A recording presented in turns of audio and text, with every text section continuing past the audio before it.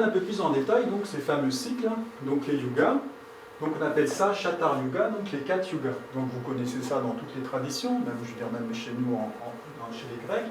Il y a le fameux âge d'or, l'âge spirituel, ensuite l'âge de... les différents noms, l'âge de bronze, etc., jusqu'on arrive au l'âge de fer, qui est le Kali Yuga.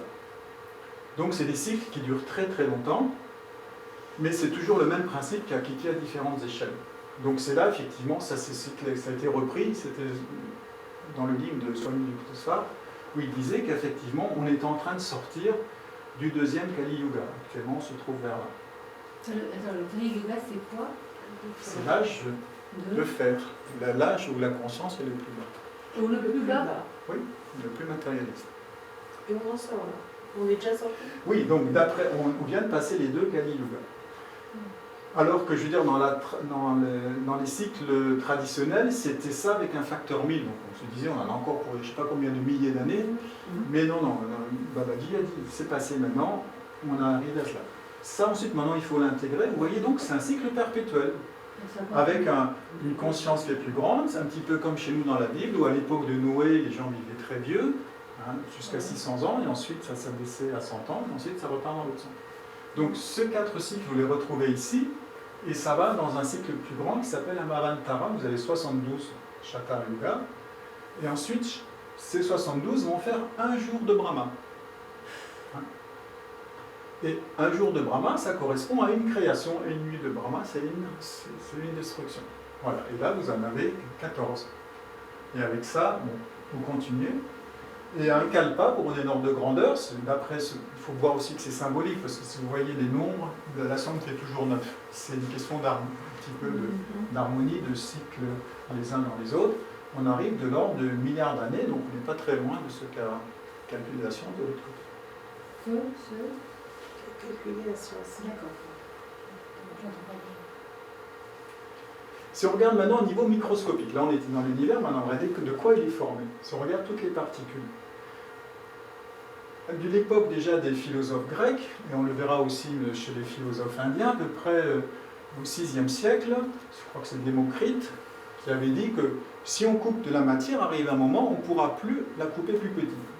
Et atome, ça veut dire ça, atomos, avec A privatif, c'est ce qu'on ne peut pas couper davantage.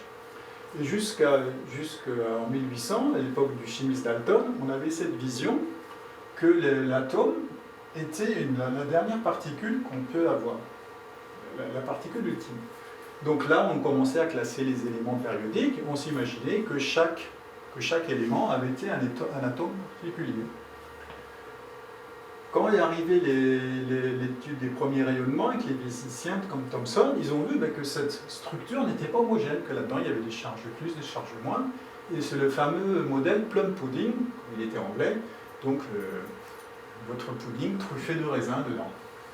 Et en allant un peu plus loin, qu'on a commencé à maîtriser les différents rayonnements et tout, et qu'on pouvait bombarder donc les atomes et voir un petit peu ce qui se passait, on a vu que la déviation des particules qu'on envoyait n'était pas homogène partout, que les charges plus étaient concentrées à l'intérieur et que les charges négatives étaient autour. Et petit à petit, c'est amené là comme le chimiste Bohr qui a proposé ce modèle qui ressemble un petit peu au modèle planétaire, avec au centre un soleil, où toute la masse est concentrée avec une charge plus, et à l'extérieur, des planètes qui auraient une charge négative. Donc ça explique très bien les liaisons chimiques, un tas de choses comme ça, la réactivité des atomes entre eux pour former des molécules, mais à l'état, réel, c'est pas comme ça. Quand on est allé plus loin, maintenant on voit bien que c'est les électrons, on est au niveau de nuages électroniques avec des probabilités de présence. On n'est plus sur un modèle atomique plat, on est sur quelque chose en 3 dimensions. Donc voilà sur notre perception par la science des différents modèles atomiques. Et là-dedans, qu'est-ce qu'il y a dedans ? Donc au niveau des atomes, vous savez que maintenant les atomes ils sont formés de quarks, donc on a dénombré jusqu'à 6 quarks différents. Et les électrons, ils font partie de ce qu'on appelle les leptons, mais aussi d'autres particules comme les muons, les taux, etc.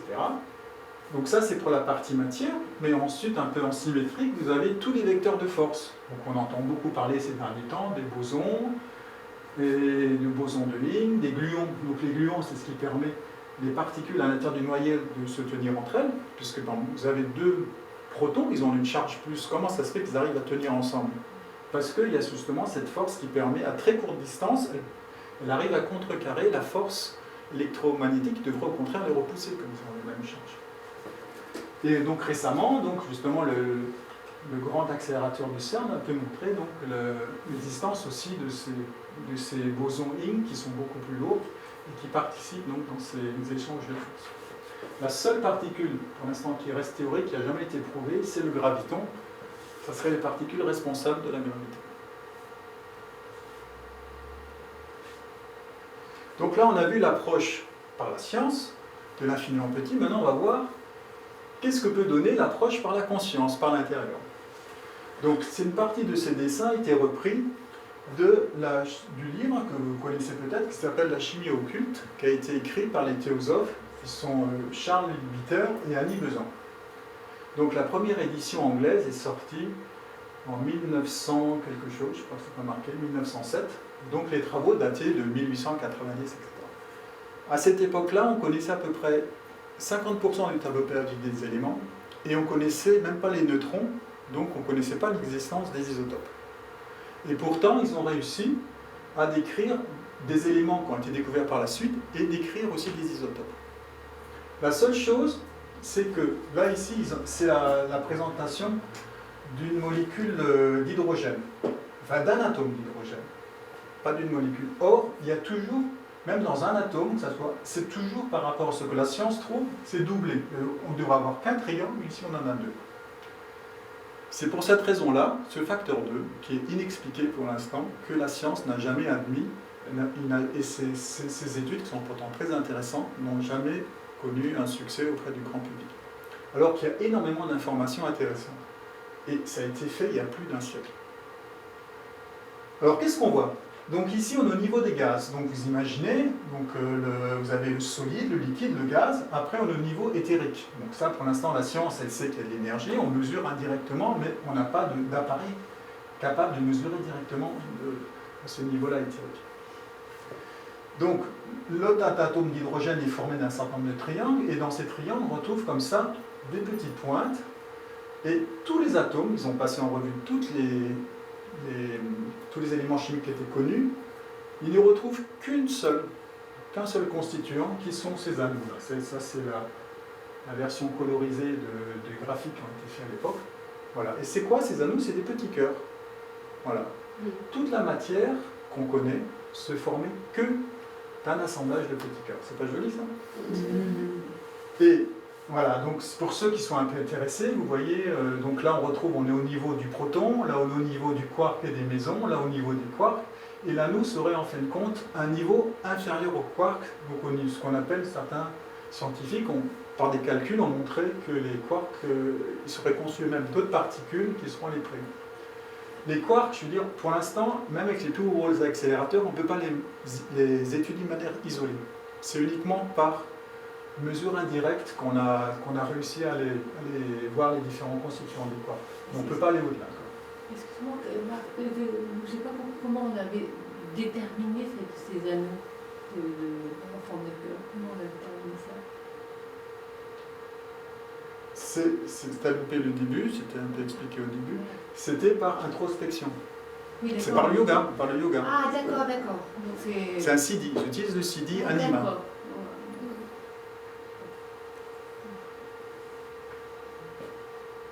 Donc juste un dernier diapo pour faire le parallèle entre la physique classique quantique et la chimie occulte. Donc vous avez d'un côté les noyaux, donc qui est constitué des quarks, même si les deux quarks utilisés, donc c'est le up et le down. Hein, c'est avec ça que vous formez vos neutrons et vos protons. Donc ça correspond à peu près, vous êtes ici à ce niveau atomique. Ensuite, dans la constitution de l'atome lui-même, vous avez donc les quarks. Et comme je vous disais tout à l'heure, les anneaux correspondent à ce niveau sous-quark. Mais alors par rapport, dans tout le livre de la chimie occulte, quand j'ai lu la première fois, je me suis dit, mais les électrons, ils sont où là-dedans? Dans le livre, ils n'en parlent pas. C'est qu'à la fin, dans les commentaires, qui ont été mis en complet dans la dernière édition, qui parlent des électrons. Et les électrons, en fin de compte, seraient le même à nous, mais passés sur un niveau supérieur au niveau astral. Et après, ces expériences ont été reprises par un autre voyant, il y a quelques années et il a confirmé cette approche-là. Moi, j'ai continué le raisonnement et je me suis dit, mais les particules actuellement qu'on cherche par tous les vecteurs de force, ça pourrait très bien être la même chose, mais encore au niveau supérieur, au niveau mental.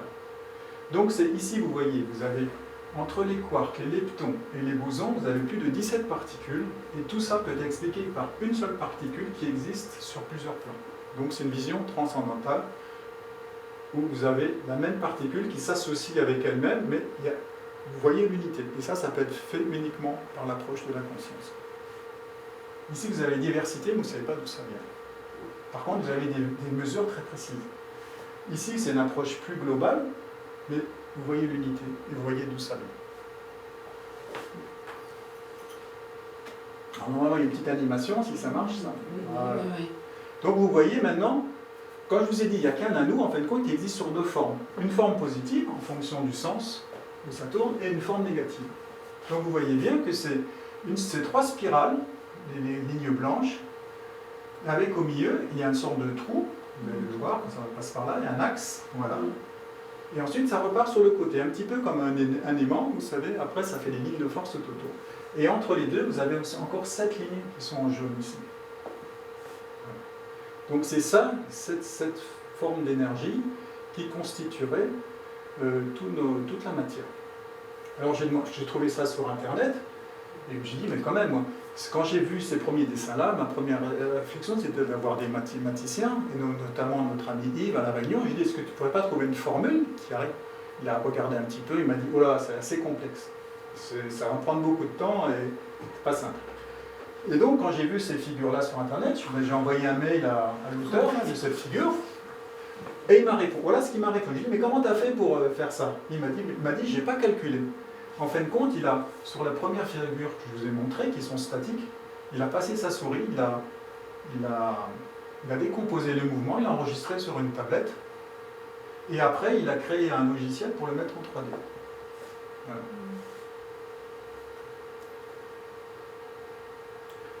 Après, on peut aller plus loin. Je vous ai dit, l'approche du yoga par la conscience, c'est qu'on n'a pas de limite physique.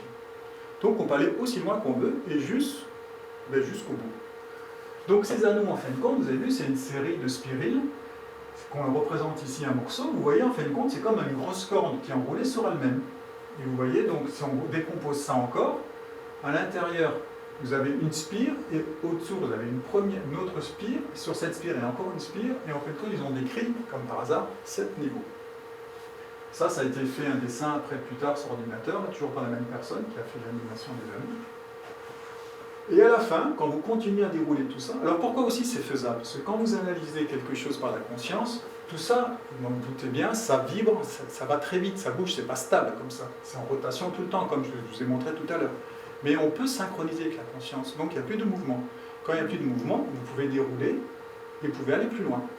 Et à la limite, à l'ultime, quand vous arrivez à la 7e spirale, la plus fine, vous voyez qu'en fin de compte, c'est juste une succession de petits points lumineux comme ça. Alors je dis, mais c'est ça, normalement, c'est ce qui constitue la matière. C'est quoi la matière? Eh bien, c'est juste des petites forces, des petites bulles qui repoussent le vide. Voilà. La matière, vue par la conscience, c'est ça. C'est juste une succession de petites forces qui sont assemblées d'une certaine manière, d'une certaine intelligence, qui maintient cette force, mais c'est juste du vide qui a été repoussé. Voilà. Et moi je dis, voilà, c'est une autre explication de E égale MC2. Voilà. Il n'y a pas de matière, c'est juste de l'énergie. Qui est bloquée dans une forme de... Et après, vous imaginez que à la fin de l'univers, hop, ça se résorbe. Le trou se referme. C'est tout. Voilà. Toute la vie et toutes les formes dépendent que de ça. Et ça, par la science, on est impossible d'aller voir. La science, on est le niveau avant ça. Avant les quarks. Donc maintenant, on a vu l'infini en grand, on a vu l'infini en petit, mais tout ça, je veux dire, ça sert à amener la vie. On a le décor, on a les briques pour faire la matière, mais la matière, d'abord, il faut l'amener.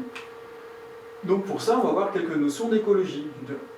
Parce que comment est justement formé ces différents assemblages pour former la vie? Donc il y a l'approche classique, où vous connaissez les écosystèmes. C'est quoi un écosystème qu'on parle beaucoup? C'est quand vous avez plusieurs communautés d'organismes vivants. Et ces communautés, ça vient de l'assemblage de populations, la population étant un assemblage d'individus. Et d'un autre côté, si vous continuez à descendre, plusieurs écosystèmes, ça fait un biome, donc toutes les biomes, ça veut dire quelque chose qui permet de maintenir la vie, où il y a toutes les conditions physico, aussi bien inertes, physico-chimiques, que minérales, végétales, animales et autres. Et donc à la fin, notre planète peut être considérée comme un super biome. Après, au niveau fonctionnel, on peut aussi le voir dépendamment, comme sur les chaînes trophiques. Donc à la base, vous avez le sol, qui n'est pas si inerte que ça, puisque dans le sol, vous avez plein d'organismes, des mycéliums, des champignons, des petits insectes, etc., qui fait justement un sol vivant. Ensuite, vous avez les plantes qui sont les seules à être autotrophes. Donc autotrophes, ça veut dire que c'est les seuls qui peuvent générer la vie parce qu'ils captent l'énergie solaire. Toutes les autres sont dépendantes des plantes. Donc la vie, toujours liée à la végétation. C'est eux qui ont amené la vie sur Terre et c'est eux qui la maintiennent. Et après, vous avez toutes les successions des prédateurs, des herbivores. Donc vous voyez, dans le règne des mammifères, des insectes, ça serait la même chose, ça c'est pour le monde terrestre, donc il faut faire la même chose dans le monde aquatique.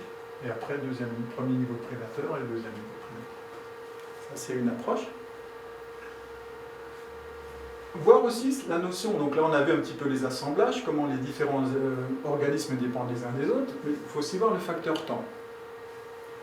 Au départ, sur la planète, ou que ce soit n'importe autre planète, comme vous avez en fin de compte un système qui est purement minéral. Vous avez des rochers nus avec du sable, vous pouvez encore de la lave, des choses comme ça, mais la vie ne peut pas se développer. Qu'est-ce qui vient en premier? C'est toujours une forme végétale. Donc qu'est-ce qui est venu en premier sur notre planète? C'était le plancton qui ont commencé à synthétiser, faire de la chlorophylle, etc. et à capter le carbone. Tout le carbone qu'on a sur Terre vient de l'atmosphère. Et c'est grâce à l'énergie solaire. Sur Terre, c'est les plantes, et le premier qui colonise, vous avez à La Réunion, sur les coulées de lave, etc., c'est les lichens. Ou sur les plages, le bord de rivière, ensuite vous avez des petites plantules, un peu des espèces pionnières, et petit à petit, vous arrivez à des plantes de plus en plus grandes. Mais ça, c'est possible uniquement parce que vous avez formation ici d'un sol qui est vivant.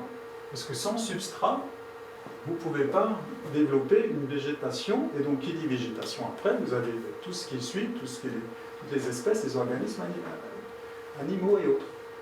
Mais pour ça, je veux dire, cette formation entre un sol inerte, minéral, où il n'y a pas d'humus, et quelque chose de vivant, ça peut prendre des centaines, voire des milliers d'années.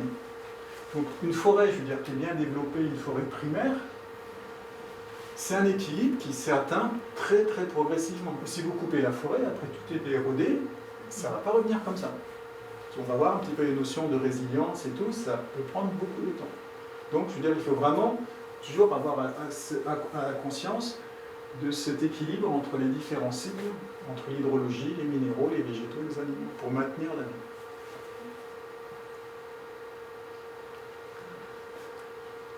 Donc, en écologie aussi, je veux dire, ces modes qui étaient plutôt descriptifs et statiques, il y a des gens qui se sont posés des questions vraiment pour englober aussi le côté spirituel, le côté plus holistique. Donc le premier développement de l'éco-spiritualité, c'est l'hypothèse Gaïa qui a été développée par James Lovelock dans les années 70. Donc Lovelock, à l'époque, il était employé par la NASA, il devait détecter des formes de vie possibles sur Mars. Donc il a beaucoup travaillé là-dessus, sur comment est-ce qu'on peut détecter une forme de vie à distance si on ne voit pas forcément la forme de vie parce qu'elle peut être toute petite. Donc il s'est dit, je vais me focaliser sur l'atmosphère. Parce que s'il y a une forme de vie, eh bien, comme on a vu sur Terre, il y aura un échange de gaz, donc je devrais trouver des traces là-dedans. Donc il a travaillé beaucoup sur l'analyse d'atmosphère, mais en même temps c'était aussi l'époque où on envoyait les premières sondes spatiales et où on a vu notre propre Terre. Et donc du coup, ça a permis d'avoir un recul, de voir notre planète vue de l'extérieur, et aussi, il a eu un peu les déclics en se disant, oui, notre Terre, c'est un super écosystème. Et c'est ce qu'il a appelé Gaïa, une sorte de conscience planétaire avec toutes les formes de vie qu'il y a à l'intérieur. À peu près en parallèle, il y a une autre approche qui a été faite par le philosophe norvégien Arnas. Lui, il a développé une théorie qui s'appelle donc Deep Ecology, où il montre aussi l'équilibre qu'il y a entre ces différents écosystèmes et organismes. Mais lui, d'emblée, il a dit aussi, les humains, là-dedans, ils sont aussi un organisme comme les autres, et ils doivent respecter cet équilibre entre les différentes formes de vie. Voilà.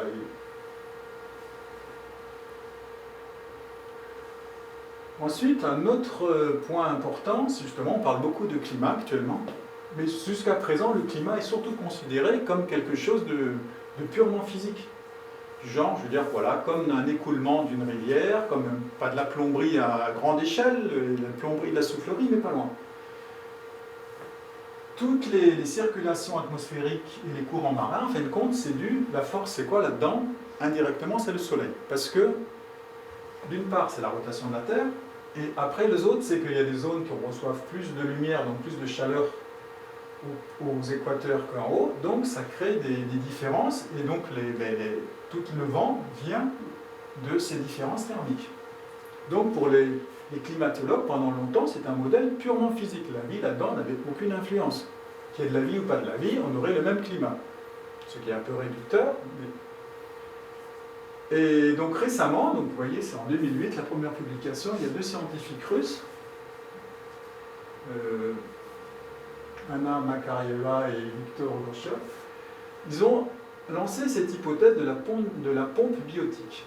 Alors, ça consiste à quoi? C'est des climatologues qui travaillaient sur les systèmes forestiers, et donc ils ont pris différents systèmes forestiers, ils ont accumulé toutes les données météo qu'on avait, donc ils ont commencé en A, donc la grande forêt d'Amazon, ils ont fait la même chose au Congo, mais ils ont aussi pris, pas que les forêts tropicales, ils ont aussi pris chez eux la grande forêt sibérienne, en prenant des transects de la côte jusque le plus loin possible à l'intérieur des terres. Et ils ont mesuré la quantité de pluie que recevaient ces régions en fonction de la distance à la côte. Le schéma classique qu'on connaît par ailleurs, que ce soit ici en version continentale, en Amérique, en Chine, en Australie, ou même ici en Afrique ou en Amérique du Sud, c'est que le climat qu'on observe nous, sur la côte il pleut beaucoup, et dès qu'on est à l'intérieur des terres, il y a moins de pluie. On a une sorte de décroissance de la pluie. Alors ils se demandaient, mais pourquoi dans ces grands massifs forestiers continus, on a l'inverse? Non seulement ça se maintient, mais on a une légère augmentation. Et pas que pour les forêts tropicales, même pour une forêt boréale. Et leur explication, c'était que, en fin de compte, quand vous avez un grand massif forestier comme ça, qui a une très forte évapotranspiration, et bien cette forte évapotranspiration va faire un appel d'air et d'humidité de la côte. Mais ce système, je veux dire, il n'est pas statique, il continue à se développer. Donc, à la limite, ça veut dire que le vivant serait capable de modifier son milieu, de le rendre plus viable. Il va se donner les conditions, parce qu'en bout de forêt, cette humidité qui arrive, la forêt va pouvoir aller plus loin, et ainsi de suite. Donc, quand la forêt n'est pas fragmentée, n'est pas perturbée, la vie arrive à se développer et optimiser les conditions où elle est pour pouvoir se développer. Et donc ça rejoint directement aussi la théorie de Gaïa, où il y a cette conscience, et qui est un système auto-évolutif. Vous allez me dire, bon, ce principe de la pompe biotique, on le connaissait déjà à une petite échelle. C'est le principe, c'est l'effet d'oasis, où on sait que, bon, dans les zones désertiques ou semi-désertiques, quand vous avez comme ça des dépressions, où il y a un affleurement de nappe, le fait d'avoir une végétation en hauteur permet de créer ici un microclimat où à l'intérieur dessous, pour un tas d'espèces qui se développent, parce que l'humidité est constamment recyclée. Et cette présence d'eau fait aussi que vous avez des écarts thermiques qui sont très faibles. Et donc toutes ces formes de vie se développent alors que quelques centaines de mètres à côté, tout est brûlé par les rayons du soleil. Mais on n'avait pas pensé que ça pouvait aussi exister à une échelle beaucoup plus grande. Donc ça montre tout ça, que jusqu'à présent on considérait les forêts comme un petit peu, on disait toujours le poumon vert, l'Amazone. Mais c'est peut-être pas que le poumon vert, ça pourrait être aussi le cœur. Parce qu'il participe à ce cycle hydrologique. Et donc, participe au maintien qu'il y a toujours de l'eau sur Terre et que la vie reste possible.